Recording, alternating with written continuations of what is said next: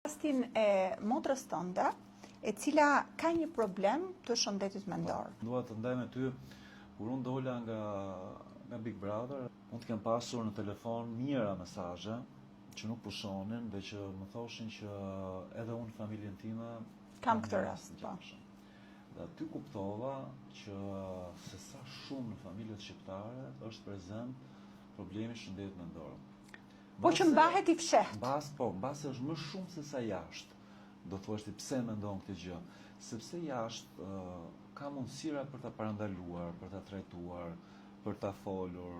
Kurse këtu ndodh edhe kjo pjesa e stigmës që njerëzit e shtypin, për shembull prindi nuk e pranon që fëmia e vet ka diçka dhe thotë më mirë mos ta tregoj, më mirë mos shko te psikologu, më mirë ta shtyte një vit, ta shtyte 2 vjet.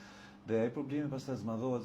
Po pse mendojnë që ndodh kjo? I tremën opinionin publik, kanë turp në thonë sa akoma është kjo fjala që nuk duan që të duket sikur ka diçka që nuk shkon në familjen e tyre perfekte. Po flasim për spektrin e autizmit?